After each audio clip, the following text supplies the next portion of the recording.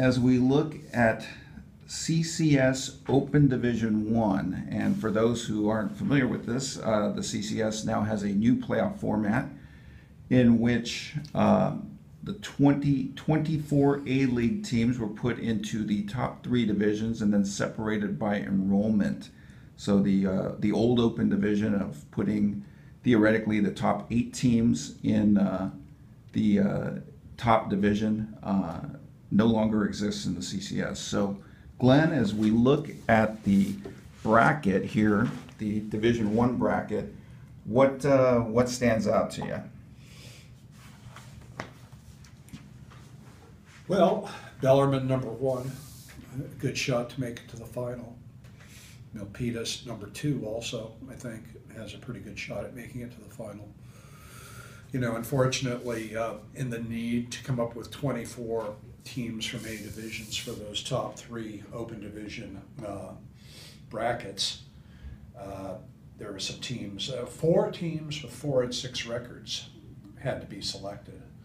And in this Open Division 1, we have 3 of them. We have Palo Alto, the #6 seed at 4 and 6, Alvarez, the #7 seed at 4 and 6, and Piedmont Hills, the #8 seed at 4 and 6.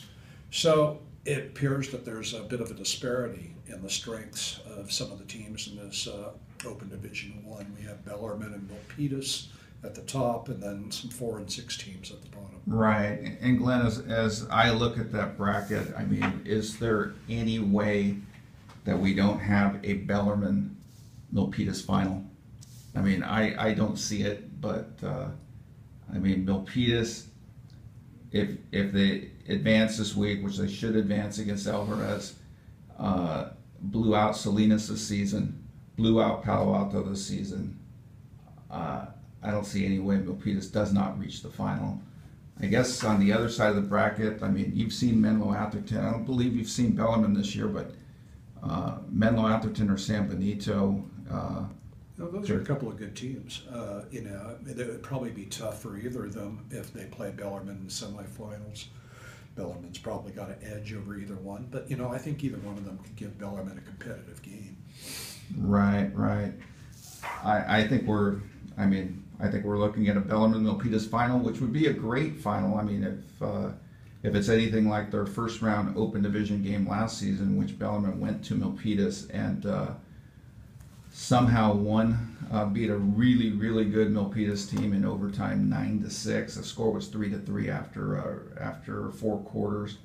Milpitas kicked a field goal on its first possession, and then Bellarmine scored on a walk-off touchdown in a thriller. So, I mean, that would be a treat for local high school football fans if Bellarmine and Milpitas do indeed reach the final. Let's turn the page and move over to Division 2. Division 2 looks, I mean, it definitely has some heavyweights in there. I mean, what stands out as you look at that Division 2 bracket, Glenn? Well, we have St. Francis there at the #1. I mean, yeah, there's a lot of good teams in this. You know, Oak Grove's #2, Valley Christian 3. I mean, you got Los Gatos way down at 6, Mitty way down at 7. You know, those are very strong teams as well. I mean, in our Friday night recap, when we talked about the CCS point system and how it's not a perfect system, I mean, you look at a team like Los Gatos as the 3 seed, or as the 6 seed, excuse me, in Division 2, and you look at a team like Wilcox as the 4 seed. I mean, Los Gatos finished ahead of Wilcox in the De Anza Division standings and also beat Wilcox this season, yet gets a lower seed, and as a lower seeded team, gets to go to Valley Christian on Saturday night, while Wilcox gets to host Lee. I mean, what are your thoughts on that? Yeah, it's the vagaries of the system and how you acquire PowerPoints. Yeah, you know, on the face of it, Wilcox should not be seated higher than Los Gatos. They lost to them, and they played them, and finished it, you know, behind them in the standings. So it's the way that works out. A couple of games that I'm really looking forward to in this bracket. I mean, opening round game, Oak Grove against Mitty. I don't. If you picked up a copy of today's Mercury News, we wrote about Oak Grove, a red-hot Oak Grove team, which has won 8 consecutive games against public school opponents after opening the season with back-to-back losses to teams from the West Catholic Athletic League.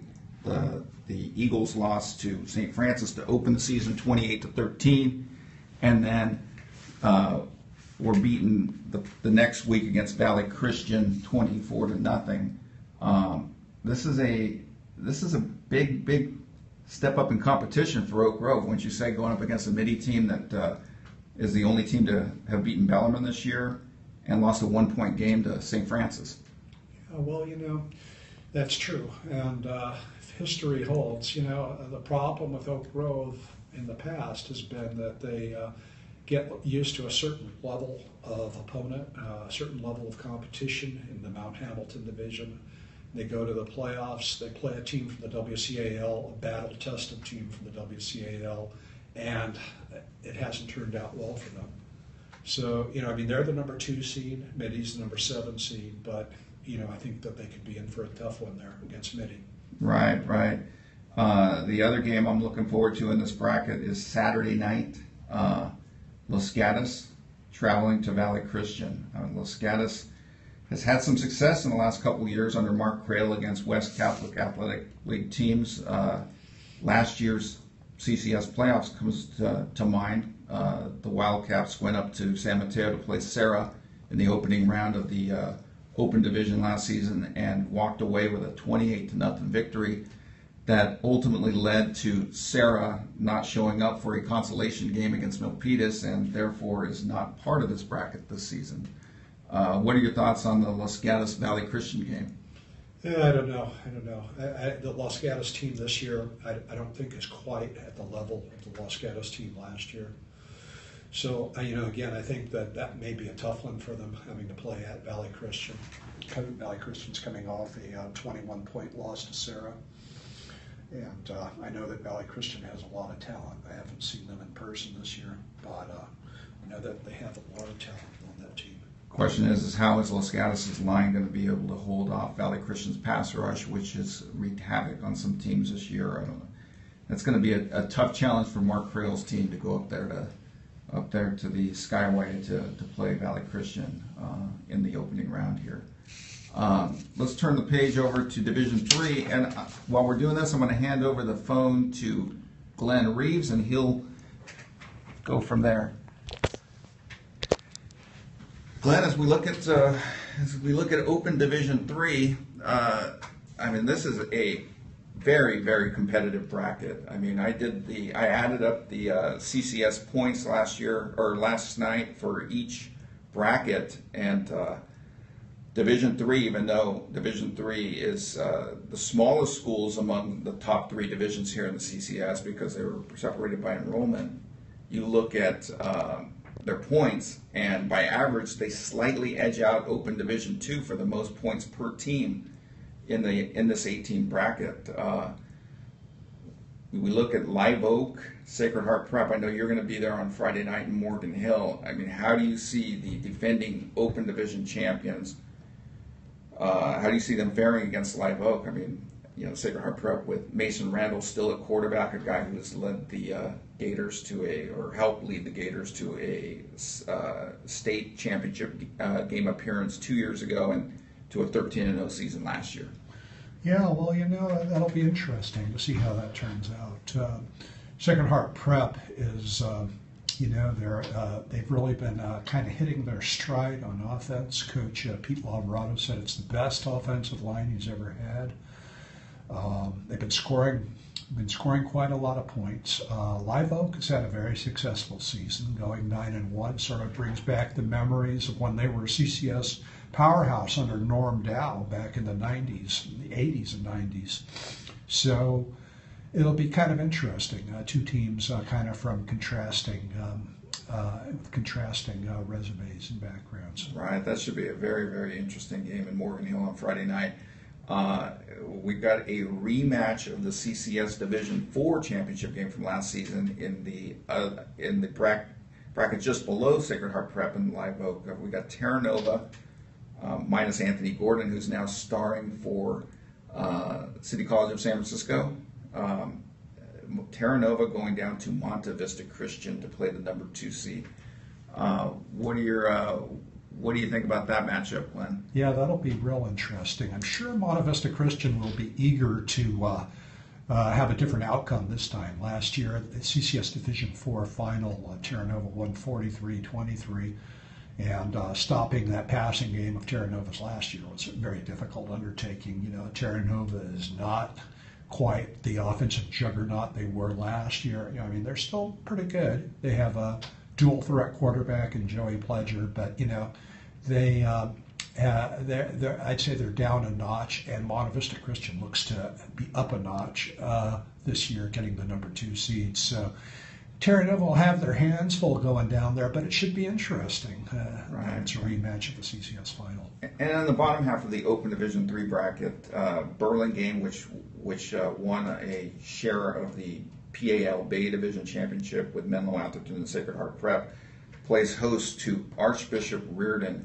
Reardon is coming off a loss to the top seed in the Open Division II bracket, St. Francis, on Saturday, but Reardon has an awful lot of weapons. Showed it again on Saturday. That was a really, really good game against St. Francis. The Lancers ended up winning 36-27. The question is can Burlingame slow down all the weapons that Archbishop Reardon will bring to the field on Friday night at Burlingame? Yeah, it's going to be a tough one for Burlingame, no doubt about it. Reardon has a definite big advantage in speed. They also, they've got some size on that offensive line too. They might have a little bit of an advantage in the size too. I mean, you're giving away size and speed in that matchup. Burlingame's playing at home. I think it comes down to Burlingame really needs to play well in terms of execution, which is kind of their forte to begin with. But, it's one of those things where I don't think they can afford many mistakes at all. Right.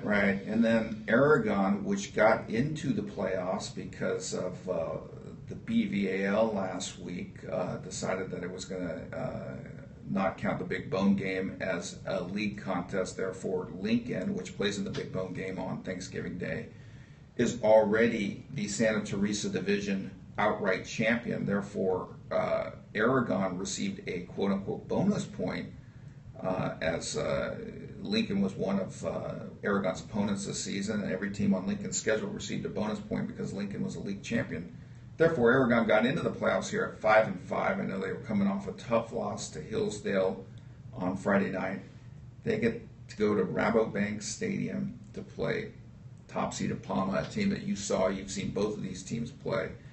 The Steve Sells team have any shot to regroup and give Palma a contest here on Friday night? Well, unfortunately, I don't think they have a whole, a lot of hopes in that one.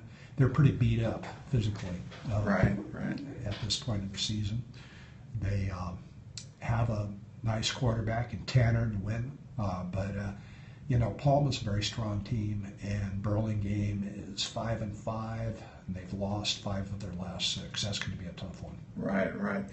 And one of the cool things about the new CCS playoff format, while I still liked the old format in the sense that it theoretically put the top 8 teams in one division, therefore you would have one overall CCS champion.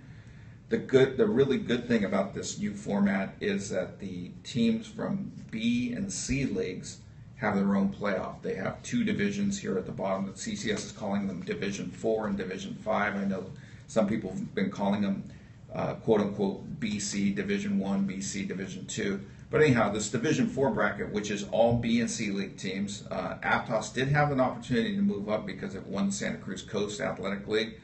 And as a champion of a standalone B league, you do have the option to move up into one of those upper 3 divisions, which those divisions are bowl qualifying divisions. Therefore, the champions of those 3 divisions plus 2 of the 3 runners-up will move on to the NorCal Regionals, the new expanded NorCal Regionals. But anyhow, let's get back.